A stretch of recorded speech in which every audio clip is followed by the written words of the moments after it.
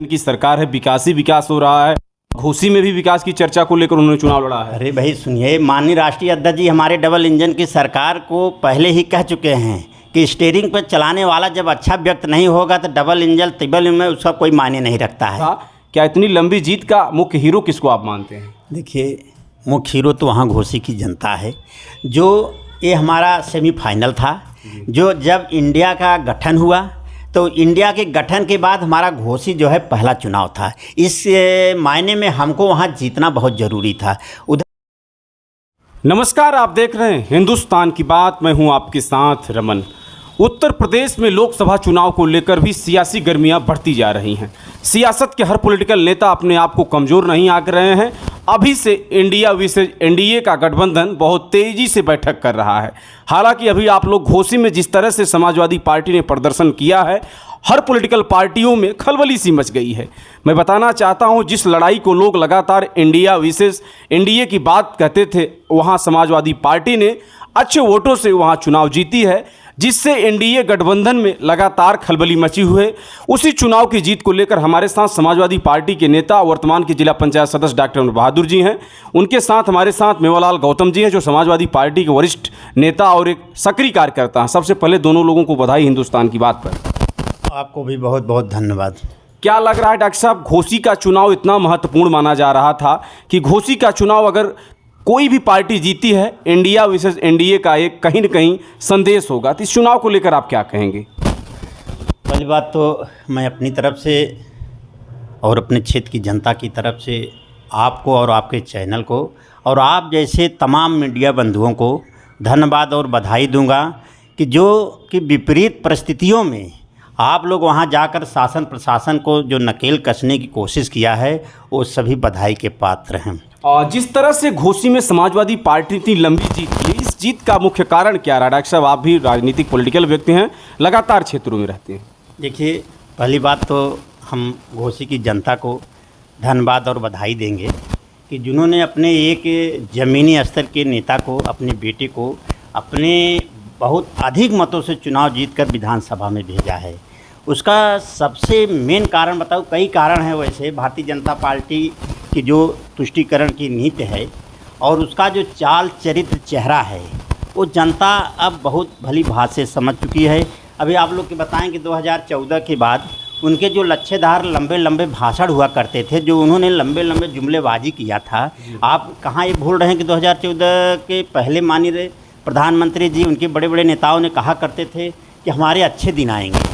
और उन्होंने कहा कि काले धन के बारे में उन्होंने कितनी लंबी लंबी बातें करते थे कि सरकार जो है कि कांग्रेस पर उन्होंने आक्षेप लगाते थे कि कांग्रेस को इस पर काले धन पर जो है कि कमेटी गठित करना चाहिए, और काला धन जो है कि विदेशों से अगर आएगा तो हम भारतीयों के हर खाते में कम से कम 15 से 20 लाख रुपए देंगे।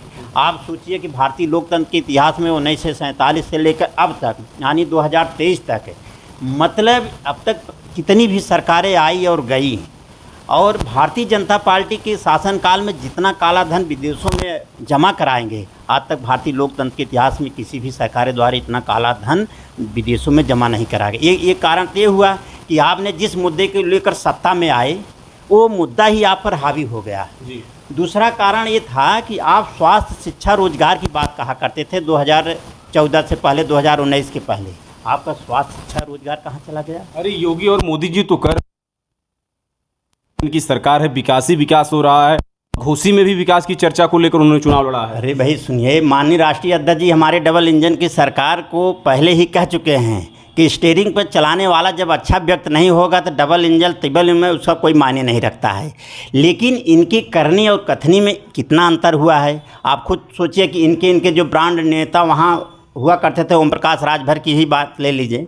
उन्होंने चुनाव से पहले 69,000 शिक्षक की भर्ती, मेन मुद्दा से ही लोग हटते चले गए। 69,000 शिक्षक भर्ती, जाति जनगणना की बात कहा करते थे, लेकिन वहाँ सिर्फ यादव और ब्राह्मण, क्षत्रिय पर ही ये चुनाव ये लोग लड़े, और जिसका परिणाम है कि जनता ने इन्होंने सबक सिखाने का काम किया है। भारी जीत देखी जा रही है, 42,724 वोट कम नहीं होती है। और बताया जा रहा है कि शासन प्रशासन भी वोट में मार्जिन कम कराया है। तमाम ऐसे प्रत्यारोप आरोप लग रहे थे समाजवादी पार्टी, भारतीय जनता पार्टी को लेकर। बिल्कुल वही हम आपसे कहा ना कि ये अपने मेन मुद्दे से जो इन्होंने जनता को सपना दिखाया था अच्छे दिन लाने का। आज किसान देखिए बरसात नहीं हो रही, नहरों में पानी नहीं है, सड़कें टूटी फूटी हैं, बिजली की समस्या आप देख ही रहे हैं कि पानी की वजह से नलकूपों के साथ किसान अपनी खेती जो है अपने धान की रुपाई नहीं कर पा रहा है। और ये लोग वहाँ जो है कि जातिवाद की राजनीति करके लोगों को आगे बढ़ावा काम कर रहे हैं, इसलिए जनता इनकी बातों को अब समझ चुकी है। घोसी का चुनाव इतना महत्वपूर्ण क्यों हो गया? क्योंकि उससे न तो सरकार बनेगी न तो सरकार बिगड़ेगी, लेकिन समाजवादी पार्टी के बड़े पॉलिटिकल चेहरा का मैंने देखा हर गांव में देखने को मिले। वहीं बताया जा रहा था कि भारतीय जनता पार्टी के लगभग 20 मंत्री बाहर राज्य से आकर टिके थे। हालांकि हर पॉलिटिकल पार्टी के नेताओं ने दम कसा।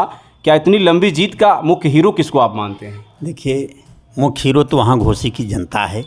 जो ये हमारा सेमीफाइनल था, जो जब इंडिया का गठन हुआ तो इंडिया के गठन के बाद हमारा घोसी जो है पहला चुनाव था। इस मायने में हमको वहाँ जीतना बहुत ज़रूरी था।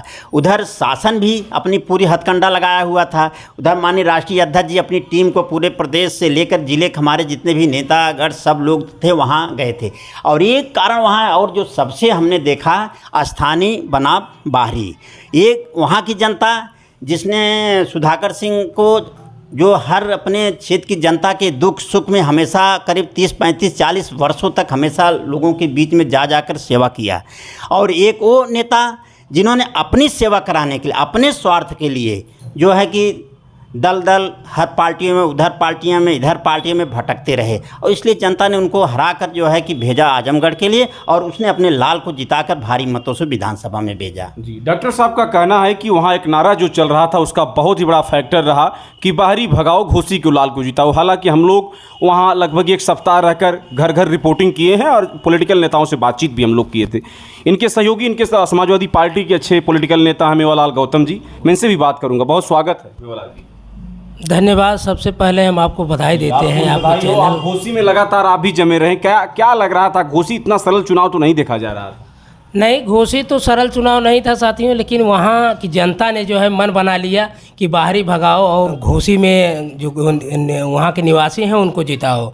ये नारा था साथियों। समझ लीजिए हर वर्ग के लोगों ने, हमारे समाज के लोगों ने जो है बढ़ चढ़कर जो है। लेकिन आप तो समाजवादी पार्टी में हैं, लेकिन वहाँ के जो दलित समाज यानी मायावती जी ने अपना कैंडिडेट तो नहीं उतारा, लेकिन आप गए थे जब अपनी बिरादरी में, उनका रिएक्शन तो क्या लग रहा था? नहीं, हमारा समाज जो है समाजवादी पार्टी को वोट दिया।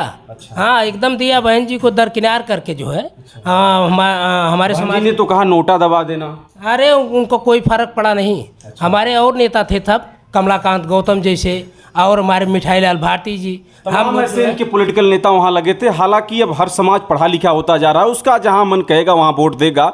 लेकिन सवाल इस बात का है कि घोसी का चुनाव इतना सरल चुनाव किसी पॉलिटिकल पार्टी के लिए नहीं था।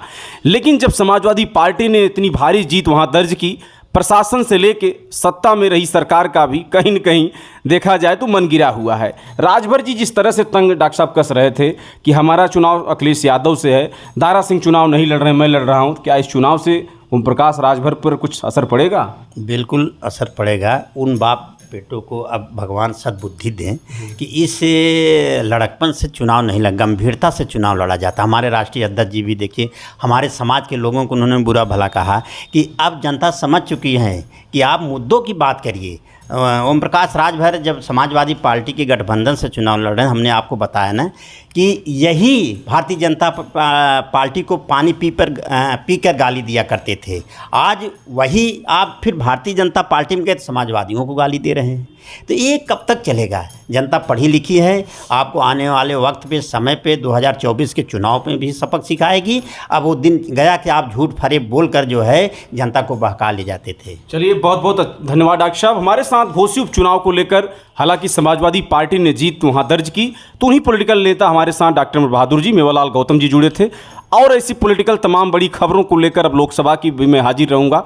तब तक देखते रहें हिंदुस्तान की बात। जय हिंद, जय भारत।